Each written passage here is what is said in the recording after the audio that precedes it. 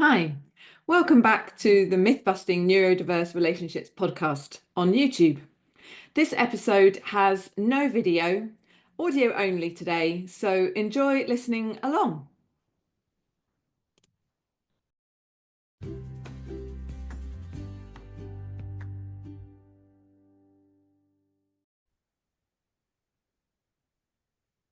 Hello, welcome to the Myth-Busting Neurodiverse Relationships podcast. I'm Natalie Roberts and I'm here with my co-host Heather Parks. We've both been in our neurodiverse relationships and families for more than 25 years. We met 10 years ago when we were feeling really desperate and trying to solve a lot of issues in our relationship and our families. We've been journeying since then. We've found many more positive and hopeful ways to solve, resolve, repair, reconnect in those relationships and in our families, in our lives. And we now co-host also Loving Difference online, giving hope and a way forward for neurodiverse relationships. In this podcast, though, we're busting the myths about neurodiverse relationships, which we had when we started this journey, that we've realised aren't true, and that actually were preventing us from recovering and having the relationships with our partners and children that we wanted. So we want to dispel these myths and bring you hope that absolutely things can change. So whether you're out and about or comfy with a cuppa, let's dive into our next conversation. See you there. Funny. Welcome to the Neurodiverse Myth-Busting podcast. Okay. We're going to start that again. No, we're not. Welcome to the Myth-Busting Neurodiverse Relationships podcast, is what I meant to say. I'm Heather Parks, and I've been navigating differences in my relationship and family for 25 years, along with my husband Phil and our 4 children.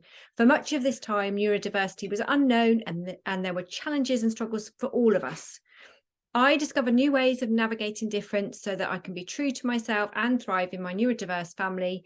I'm now an accredited somatic coach and nervous system educator, helping others to heal so they can be the best versions of themselves and thrive too. Hi, I'm Natalie Roberts. I've been in a neurodiverse relationship and family with my husband Pete for 25 years. We discovered neurodiversity was a part of our story in 2014 when we were really struggling as a couple and family. Now we're thriving and enjoying life in ways I couldn't have imagined back then. I'm also an accredited relationship coach, supporting individuals and couples in neurodiverse relationships to reverse the impact of unknown neurodiversity and thrive in a relationship and life that they dream of.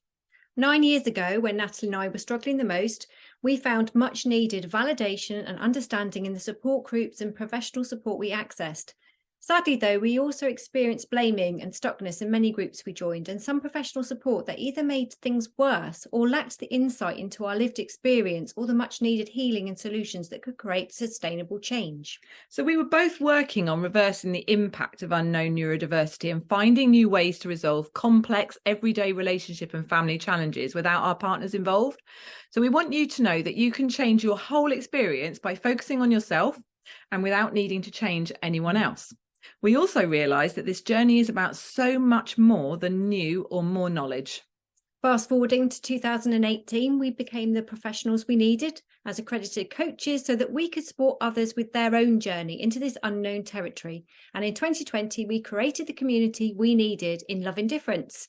Together, we now host Revival Retreats, the online journey for a flourishing life in your neurodiverse relationships, with a map, empowering resources, tools, and all the support you need to recover and create sustainable change and be you in your relationship and in your life.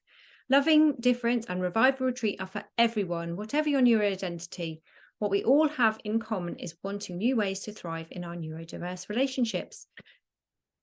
In this podcast, we're busting the myths about neurodiverse relationships, which we had when we started this journey, that we've realised aren't true and that were preventing us from recovering and having the relationships with our partners and children that we wanted. We wanted to dispel these myths and we want to bring you hope that absolutely things can change.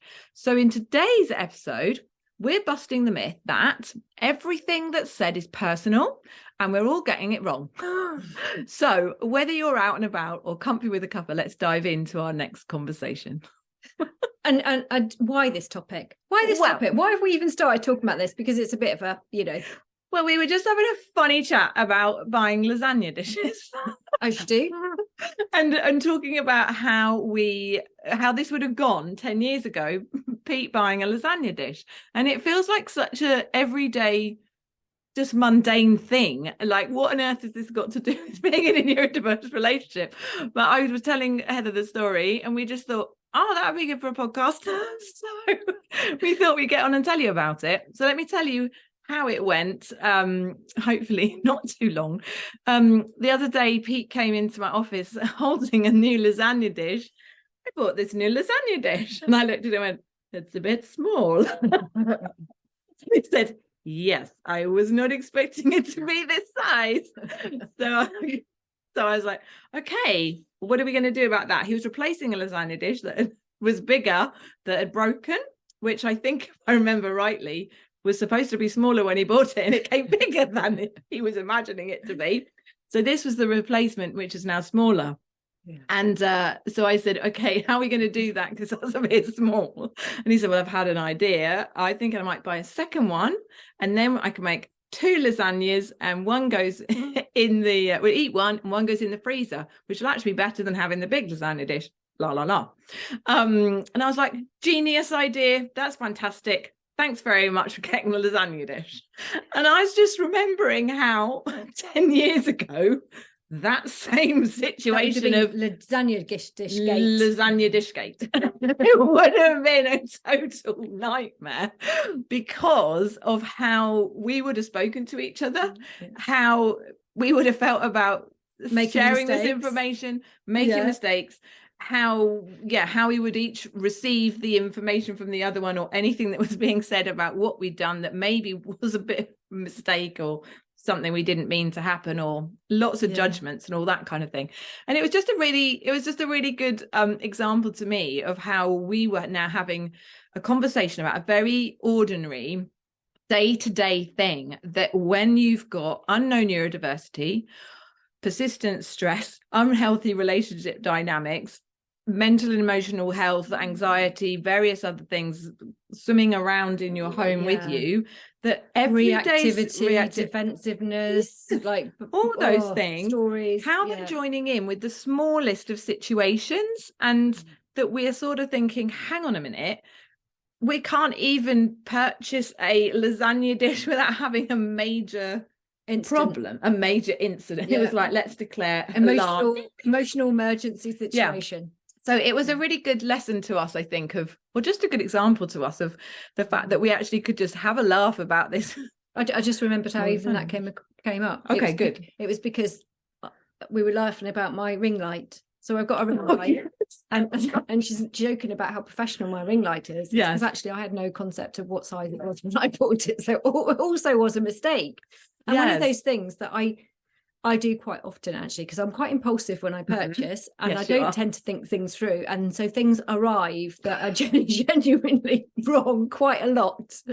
And sometimes, now I can kind of laugh at it, but I used to kind of get really stressed. How we used to be, and then if anyone else joined in with that, because I was already I was already up to here with self-judgment. Yeah.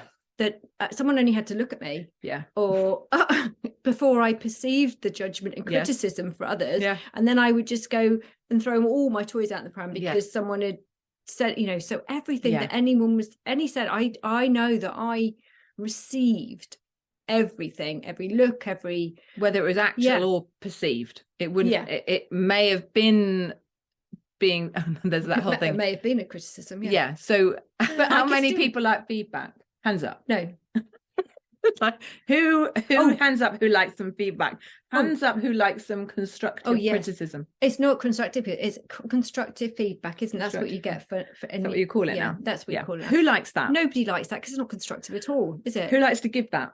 Oh yeah. So we all like to give it. I'm not very good at negative feedback. It depends on the situation. Actually, I can do that quite. I see what you mean. Constructive that like in that's what I mean. The work colleague or something. That would be horrible. Wouldn't it? But I think the reality for us in our relationship of where we'd got to was that we, underneath a lot of this, what we realised was that we were well, certainly in our relationship, Pete and I both experience criticism or judgment, or that we've made a mistake or we got something wrong very, very easily. So so that made everything very, very difficult. I would feel challenged, and like everything that was being said was a criticism, and it didn't necessarily mean that wasn't some of what was coming. I also know I was doling out a lot of, here's where you're getting this wrong, that's not how to do it, why aren't you doing that? It was going both ways. I didn't realize that, though. Did you realize that? No, I don't. I think I was just being helpful.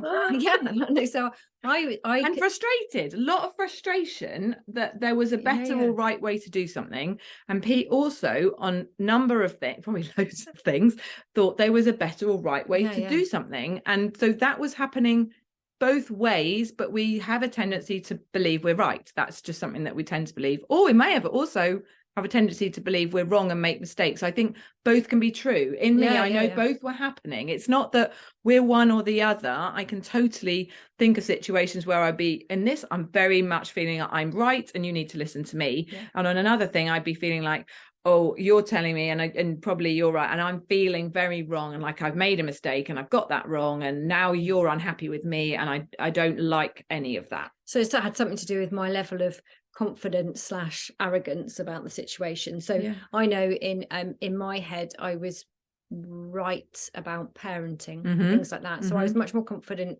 around that and judgmental about that.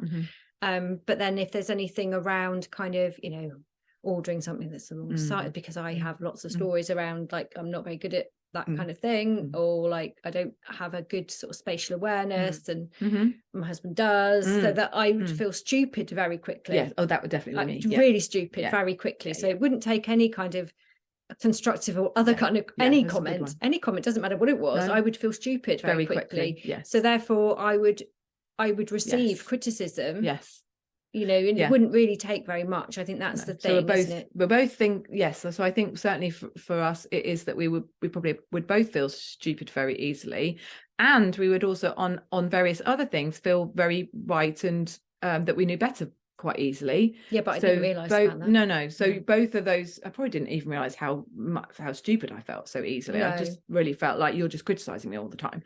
So there wasn't any self-awareness. There's only the perception I had of the other person. And I think, that had a massive impact on our everyday life. It actually came to be involved in every single thing. And I think over the time, anxiety, I think, also can lead to more of those things. I certainly think that I'm trying to think about it for myself. It's easy for me to comment on someone else, so I'm trying to think for myself, but certainly we might be that if we're more anxious, we're looking and checking and thinking that people are like, what is wrong, more like we're noticing more things, or we're more hypervigilant, or some of those things, and then we're pointing out more, or whatever those things are. Those can also be things that are coming with that territory, I think. So a lot of things, like, you know, whether you've got a really keen eye for detail, how you are, absolutely, and also your different strengths are playing in. So like people about, that find things really easy, and then it's quite hard then to have an understanding or compassion for those that don't get that thing, and then that goes well. I think then that escalates, and then you're like, well, why haven't you got it yet? Like it's not that. Definitely a lot of that was going on. This is not that hard, and I'm think for Pete too, Natalie, this isn't that hard. Like, what's the bigger deal with this? And then that made me feel even more stupid. And I know I was doing some equivalents of these things. I caught myself doing it the other day. I just like, can't you just say something nice at this point? Yeah, I know. And it's hard when we don't have capacity, when we're feeling we don't have the right words, we need to, that we don't know quite what the right thing is, or what is nice to say. So what's made the difference then? I'm trying to. It's important then, I think, to be able to share. You know, in what we've had is 10 years of step by steps and being in a different position, the things that are now contributing to something that is very similar situation, being totally different experience. It's not that the situation itself is changed. Like, we are still who we are in a lot of respects, and our weaknesses or our foibles and our limitations and our things. And I still am doing a lot of the same things too, but the way that's held, or we're supporting that, or just certainly not reacting is one of the things I know that's happening. So definitely compassion. So it was a lot of self-compassion, wasn't it? Mm-hmm. So some kind of reality check on to what is easy for us and what isn't easy and what we're dealing with and all of that. So self-compassion. And I think also inner critic, I would say. Yes, it's calming that inner critic, which Yeah.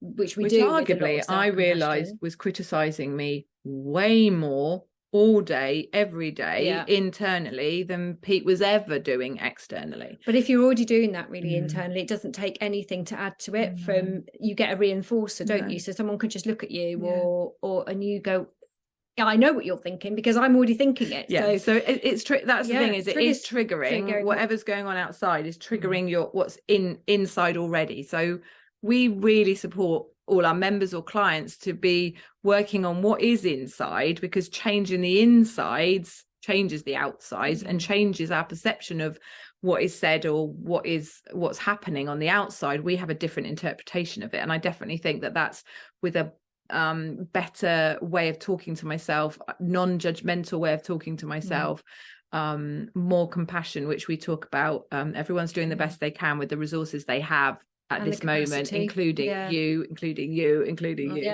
That's also changeable depending on some things. So there's more capacity. We also talk about boundaries, so there is some boundary work probably around some of these things, but there's several number of contributing factors that now mean that same situation can just be held differently and actually be funny. I think that's like, for me, the dramatic, that's what shows that kind of situation or really shines a light on it. We can laugh how together dramatically we can go, that's how you buy things, and go and then for there to be an outcome that is actually, this is better. Like the outcome of this decision that got made is okay, and we can figure out either how to resolve that or actually use it to our advantage and just see it as something that's okay. You're doing the thing that you usually do, and that's okay. I accept. So there is an acceptance, and I think there's a whole, we have a whole piece of work around acceptance. But that begins with ourselves. I think it's bringing some acceptance to ourselves. It is, and then we're able to extend that towards other people. And I think one of the most, and it's all of that, and all of that compassion and that acceptance of ourselves shifts the reactivity and manages to create some kind of pause. So even if we it starts going in us and we feel it in our bodies, and we go, oh, it's okay, it's fine. And I think one of the most useful phrases that has helped me is that it's just information. If you choose to receive things as just information, as opposed to criticism and judgment, taking it all personally, it's like, actually, so when someone wants to put chili sauce on their dinner, it's not someone saying your cooking's rubbish and I don't value anything you do and I don't think you've got your flavors right. And I don't love you, and I don't love you and you're not good enough. Actually, it's just that I quite like some chili sauce on my dinner, and really what I was like, chili sauce gate, lasagna dish gate. Yes, all these things. But I think that's where the books and the other things, everything we read, they didn't tell us how to navigate the dinner table or the purchases or the like a really everyday thing. And I think that's what we do, don't we? In Love and Difference, we are there for the everyday nitty gritty and kind of really encouraging you to kind of create your own vibe. We talk about how you can create your own vibe, and you can be much more in choice about how you receive everything, information from the external environment and internally from your own inner voices. I think going like the extension of the thing beyond even that, sometimes for me, is that even if somebody was offering me some constructive criticism, I can choose. I can still choose. So even if somebody, most of the time for me, most things that I was receiving as that were not actually criticism. They were something else, and it was me making that interpretation. But now I think it's that even if they happen to be that, because that other person is wherever they're at, it's like it's a reflection of where they are and their whatever.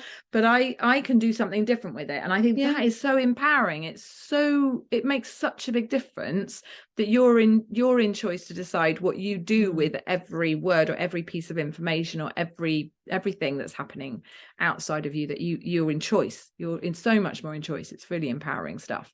And it stops. What happens there is that it stops you going from the escalating it, because you can stop it there. So that one thing that's been said, instead of you going into that reactivity, which creates that reactivity, and so, well, none of that happens, and you just move on, and it's so much quicker. It's really clever stuff. It's really clever stuff. Yeah. So with all that in mind, the truth, I guess, we've realized is that we're all making mistakes and we're all getting things wrong.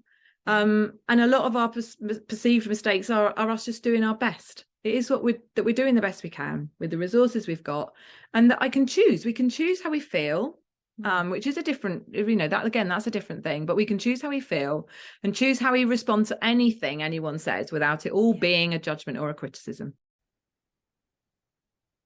If this episode has resonated with you, subscribe to the podcast wherever you're listening or watching to get notifications of future episodes.